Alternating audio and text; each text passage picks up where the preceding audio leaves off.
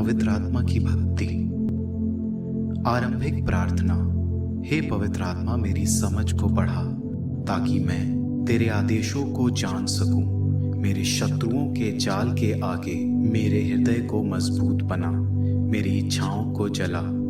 मैंने तेरी आवाज सुनी है और मैं अपना हृदय कठोर करके तेरा विरोध कर ये नहीं कहना चाहता बाद में, कल, फिर कभी, बल्कि कहना चाहता हूं अभी, क्योंकि कहीं ऐसा ना हो कि मेरा कल हो ही ना।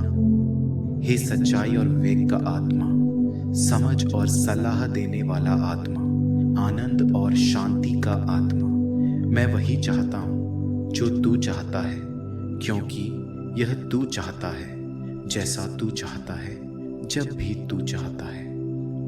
आमीन। विचार, शुरुआत और फिर से एक शुरुआत। हमारे वर्तमान जीवन के साथ आने वाली सीमाओं के बीच, जिसमें पाप अभी भी कम से कम कुछ हद तक हमारे अंदर मौजूद है, हम क्रिस्तीय एक विशेष स्पष्टता के साथ हमारे दिव्य संग के सभी धन को समझते हैं। तभी हम एक ही समय में इस पृथ्वी की सभी महान और सुंदर चीज़ों की प्रशंसा कर सकते हैं, सृजन की समृद्धि और अच्छाई की सराहना कर सकते हैं और पूरी ताकत और पवित्रता के साथ प्यार कर सकते हैं जिसके लिए मानव हृदय बनाया गया है। ऐसा तब होता है जब पाप के लिए दुख, निराशा या गर्व के कड़वे संकेत में परिवर्तित नहीं होता है,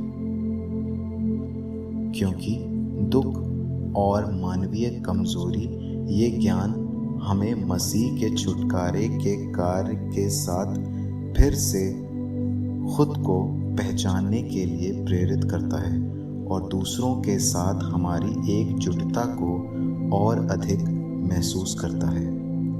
अंत में ये है कि हम क्रिस्तीय अपने जीवन में पवित्र आत्मा की निश्चित शक्ति का अनुभव करते हैं, इस तरह कि हमारी अपनी विफलताएं हमें नीचे नहीं खींचती हैं। इसके बजाय वे फिर से शुरू करने और हमारे जीवन के सभी क्षणों में मसीह के वफादार गवाह रहने के लिए एक निमंत्रण है।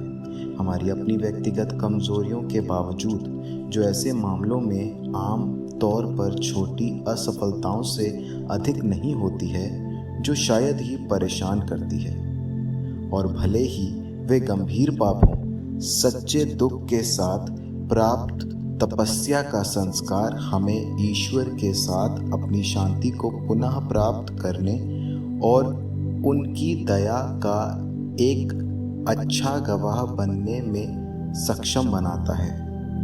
ये संक्षिप्त सार है जिसे मानवीय भाषा में हमारे विश्वास और हमारे क्रिस्तीय जीवन की समृद्धि के बारे में बमुश्किल व्यक्त किया जा सकता है यदि हम स्वयं को पवित्र आत्मा द्वारा निर्देशित होने देते हैं। यही कारण है कि मैं इन शब्दों को केवल एक ही तरीके से समाप्त कर सकता हूँ, पेंतकोस्त के पर्व के लिए एक प्रार्थनात्मक भजन में निहित एक प्रार्थना को आवाज़ देकर, जो पूरे चर्च की निरंतर याचिका की गूंज की तरह है। आओ, निर्माण का आत्मा जो तुम्हारे हैं उनके मन में है और उनके हृदयों को जो तुमने सृजे हैं ऊपर के अनुग्रह से भर दो, कि हम तुम्हारे द्वारा पिता को जाने और पुत्र से परिचित हों। हम आप पर विश्वास करते हैं, आत्मा जो पिता और पुत्र की ओर से सदा के लिए निकलती है। आमीन।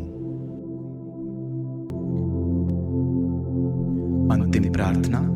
हे पवित्र और दिव्य आत्मा, पवित्र कुंवारी मरिया की मध्यस्थता द्वारा अपने वरदानों की परिपूर्णता हमारे दिलों में ला।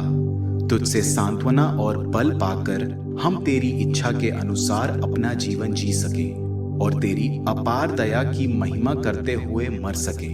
हमारे प्रभु यीशु क्रिस्त के द्वारा। आमीन।